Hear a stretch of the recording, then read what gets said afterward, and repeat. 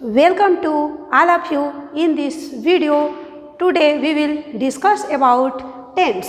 आज हम चर्चा करेंगे लकार के बारे में। लकार का फर्स्ट प्रकार देखिए लट लकार। तो लट लकार का अर्थ होता है वर्तमान काल, जिसको हम लोग प्रेजेंट टेंस भी बोल सकते हैं। तो आज का हम लोग का टॉपिक है लट लकार। और लट लकार के अंतर्गत कितने प्रत्यय होते हैं और प्रश्न पद के अंतर्गत हम लोगों के लट लकार में कितने प्रत्यय होते हैं, इस बारे में हम लोग आज चर्चा करेंगे। तो देखिए लट लकार मतलब होता है वर्तमान काल। लकार का फर्स्ट प्रकार है लट लकार। लट लकार का अर्थ होता है वर्तमान काल। वर्तमान में जो चीज़ें हो रही है उसके बारे में हम लोग बात करने के लिए लट लकार का प्रयोग करते हैं। तो देखिए लट लकार के अंतर्गत हम लोग परस्मै पद वाला लट लकार ले लिए हैं। तो देखिए लट लकार के अंतर्गत हम लोगों के 9 प्रत्यय आते हैं। इसमें प्रथम पुरुष, मध्यम पुरुष, उत्तम पुरुष के अंतर्गत एक वचन, द्विवचन और बहुवचन मिलाकर के 9 प्रत्यय परस्मै पद के अंतर्गत आते हैं। तो इसमें हम लोग देख लेते हैं कि इसके अंतर्गत पहले हम लोगों को जानना है कि हम लोगों के वचन 3 होते हैं, एक वचन, द्विवचन और बहुवचन। अगर एक वचन हम लोग बोलते हैं तो किसी एक वस्तु को दर्शाते हैं। द्विवचन बोलने का अर्थ है किसी 2 वस्तु को प्रदर्शित करना, या बोल सकते हैं कि कार्य करने वाले एक हैं या कार्य करने वाले 2 हैं। देखिए एक वचन के अंतर्गत चूंकि हम लोग यहाँ पर क्रिया ऐड करेंगे, धातु रूप बनाएंगे, तो एक वचन किसी एक जो करता रहेगा, वो कार्य जो करने वाला रहेगा वो एक रहेगा। उसी प्रकार से द्विवचन के अंतर्गत 2 और बहुवचन के अंतर्गत 2 से अधिक को हम लोग बहुवचन के अंतर्गत रखते हैं। जो कार्य करने वाला है या करेंगे वो क्या होंगे, 2 से अधिक होंगे, तो उसे हम लोग बहुवचन के अंतर्गत रखेंगे। इसी प्रकार से देख लिए हम लोग के पुरुष 3 होते हैं, संस्कृत पुरुष 3 होते हैं। प्रथम पुरुष को हम लोग अन्य पुरुष भी कहते हैं। उसी प्रकार से हम लोग का मध्यम पुरुष आता है और थर्ड आता है हम लोगों का उत्तम पुरुष। तो इसमें जानने योग्य बातें हैं, जो प्रथम पुरुष है किसी अन्य के लिए बोला जाता है, इसीलिए इसे अन्य पुरुष कहा जाता है, मतलब किसी तीसरे के लिए बोला जाएगा। और देखिए मध्यम पुरुष जो सामने वाले के लिए, तुम के लिए प्रयोग किया जाता है। तुम दोनों या तुम सब, मतलब सामने वाले के लिए मध्यम पुरुष का प्रयोग किया जाता है। उसी प्रकार से जब हम लोग उत्तम पुरुष पर आएंगे तो उत्तम पुरुष खुद के लिए प्रयोग किया जाता है, जैसे मैं, हम दोनों, हम सब के लिए प्रयोग किया जाता है। और यहाँ पर देखिए एक खुद के लिए प्रयोग किया जाता है उत्तम पुरुष। उसी प्रकार से मध्यम पुरुष सामने वाले के लिए अगर हम तुम का प्रयोग करते हैं तो मध्यम पुरुष का प्रयोग किया जाता है। और बाकी जितने बचते हैं, एक मैं हो गया और एक तुम हो गया, उसके बाद जितने जो बचे वो सब क्या है, प्रथम पुरुष अन्य पुरुष के अंतर्गत आते हैं। अब इसके बाद देख लेते हैं हम लोग अति। इसका हम लोगों का प्रत्यय होता है प्रथम पुरुष के अंतर्गत एक वचन, द्विवचन, बहुवचन देखते हैं। फिर मध्यम पुरुष का एक वचन, द्विवचन, बहुवचन, फिर उत्तम पुरुष का एक वचन, द्विवचन, बहुवचन। तो हम लोगों का होता है प्रत्यय अति, अतः, अंति, असि, अथः, अथ, आमि, आव, आमः। अति, अतः, अंति, असि, अथः, अथ, आमि, आव, आमः। एक बार और देख लेते हैं। अति, अतः, अंति, असि, अथः, अथ, आमि, आवह, आमः। तो हम लोग का ये प्रत्यय चिन्ह है। जो फर्स्ट है वह है के लिए, किसी अन्य के लिए प्रयोग किया जाता है। और सेकेंड जो मध्यम पुरुष हम लोगों का तो मतलब तुम के लिए प्रयोग किया जाता है। और उत्तम पुरुष खुद के लिए, मैं के लिए प्रयोग किया जाता है। तो चलिए हम लोग एक धातु ले लेते हैं, जो कि धातु रूप बनाएंगे हम लोग। अब लकार ले लिए हैं तो किसी भी धातु मतलब क्रिया का रूप बनाएंगे। तो हम लोग सिंपल वाला ले लेते हैं पट। पट मतलब होता है पढ़ना, पढ़ धातु है, पट मतलब होता है पढ़ना। अगर हम लोग लिख धातु भी ले सकते हैं, लिख मतलब लिखना। गम ले सकते हैं, गम का गच्छ हो जाता है, और गम मतलब गच्छति मतलब होता है चलना। और उसी प्रकार से या बोल सकते हैं जाना, गच्छति मतलब जाना।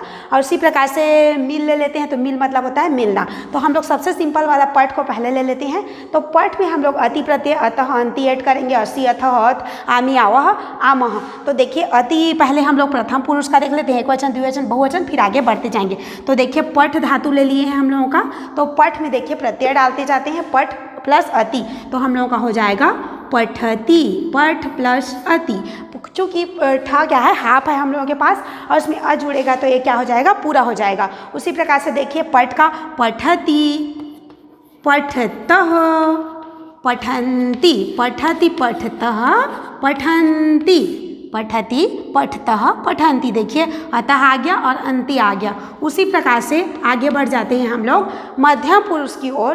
तो पठ में हम लोग असि डाल देते हैं, तो हाफ है वो फुल हो जाएगा। पठसि, पठथः, और है पठत। पठसि, पठतः, पठथः, पठत। अब देखिए पठामि, पठावः, और है पठामः, पठामि, पठावः, पठामः। अब देखिए अति, अतः, अंति, असि, अथ, अत, आमी, आवह, आमा हम लोग का प्रत्यय है, उसमें हम लोग पठ धातु को जोड़ दिए हैं, पठ धातु के ऐड कर दिए हैं, तो हम हो जाता है हम लोग का पठति, पठतः, पठन्ति, पठसि, पठथः, पठत, पठामि, पठावः, पठामः, पठति, पठतः, पठन्ति। उच्चारण को थोड़ा ध्यान देंगे।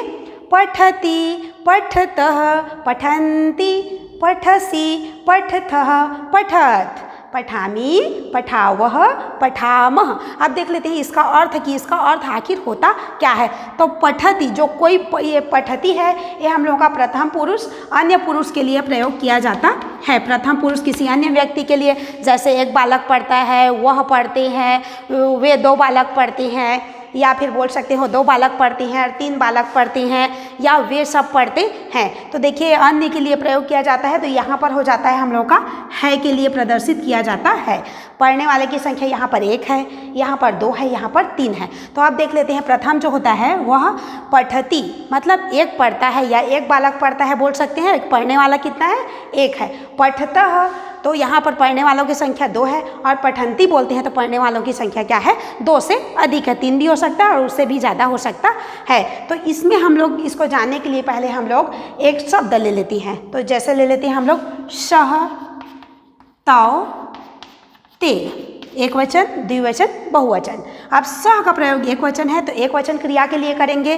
तो सह पठति, सह पठति मतलब वह पढ़ता है, सह पठति वह पढ़ता है। अगर बालक लेंगे बालकः पठति तो एक बालक पढ़ता है। और यहाँ पर भी देखिए सह बोलते हैं तो पढ़ने वालों की संख्या 1 ही है। उसी प्रकार से तौ पठतः, वे दोनों पढ़ते हैं। और उसके बाद है ते पठन्ति, वे सब पढ़ते हैं। एक बार और सुनिए, बालकः पठति अगर बोलते हैं तो एक बालक पढ़ता है, बालकौ पठतः, 2 बालक पढ़ते हैं, बालकाः पठन्ति तो बहुत सारे बालक पढ़ते हैं। मतलब जो फर्स्ट लाइन है वह प्रथम पुरुष किसी अन्य के लिए बोला जाता है। अब देखिएंगे अगला है हम लोगों का मध्यम पुरुष। तो मध्यम पुरुष में हो जाता है पठसि, पठथः, पठत। तो पठसि, पठसि का प्रयोग तुम के लिए किया जाता है। तो देखिए त्वम मतलब होता है तुम के लिए यहाँ पर, और तुम दोनों के लिए और तुम सब के लिए यहाँ पर प्रयोग किया जाता है। तो हम लोग ले लेते हैं त्वम, युवाम, यूयम, त्वम युवाम यूयम, त्वम युवाम यूयम। मतलब त्वम मतलब होता है तुम, युवाम मतलब तुम दोनों, और यूयम मतलब तुम सब। तो चूंकि हम लोगों का मध्यम पुरुष किस मतलब त्वम के लिए, तुम के लिए, जो सामने वाला रहेगा उसके लिए प्रदर्शित किया जाता है। तो देखिए पठसि का मतलब होता है तुम पढ़ते हो। ये हम लोगों का फर्स्ट लाइन था, है के लिए प्रयोग किया जाता था। एक के लिए है, 2 के लिए है और बहुत सारे के लिए है। और सेकेंड लाइन है जो हो के लिए प्रयोग किया जाता है, मध्यम पुरुष में हो के लिए। तो तुम हो। तो देखिए त्वम पठसि, तुम पढ़ते हो, त्वम पठसि तुम पढ़ते हो। उसी प्रकार से देखिए युवाम पठथः, तुम दोनों पढ़ते हो, और यूयम पठत तुम सब पढ़ते हो, या तुम 3 पढ़ते हो भी बोल सकते हैं। बहुवचन में 2 से अधिक हुआ मतलब बहुवचन है, उसके लिए हम लोग 3 ले सकते हैं, 4 ले सकते हैं, 10 ले सकते हैं, या 100 जितना मन लगे ले सकते हैं। अब उसके बाद हम लोग जब आते हैं उत्तम पुरुष की ओर, तो आमी, आवा, आमा, पठामी, पठावा, पठामा। तो ये हम लोग के हूँ के लिए, खुद के लिए प्रयोग किया जाता है। तो हूँ के लिए प्रयोग किया जाए, जैसे हम लोग इसमें ले लेते हैं अहम, खुद के लिए अहम, आवाम, अहम, आवाम, वयम, अहम, आवाम, वयम का प्रयोग करते हैं। तो देखिए अहम पठामी, मैं पढ़ती हूँ या मैं पढ़ता हूँ। और उसके बाद देख लिए आवाम पठावह, हम दोनों पढ़ते हैं, और वयम पठामह, हम सब पढ़ते हैं। लेकिन ध्यान देने योग्य बातें यहीं पर है कि देखिए जो नीचे वाला होता है उत्तम पुरुष, वह खुद के लिए बोला जाता है, मैं, हम दोनों, हम सब। और जो मध्यम पुरुष है और सामने वाले के लिए त्वम मतलब तुम के लिए प्रयोग किया जाता है। तो देखिए त्वम के लिए तुम बोल सकते हैं हम लोग तुम दोनों, और तुम सब के लिए प्रयोग किया जाता है। जो कार्य हो रहा है उसके साथ हम लोग असि, अथा, अड ऐड कर देते हैं, जोड़ देते हैं।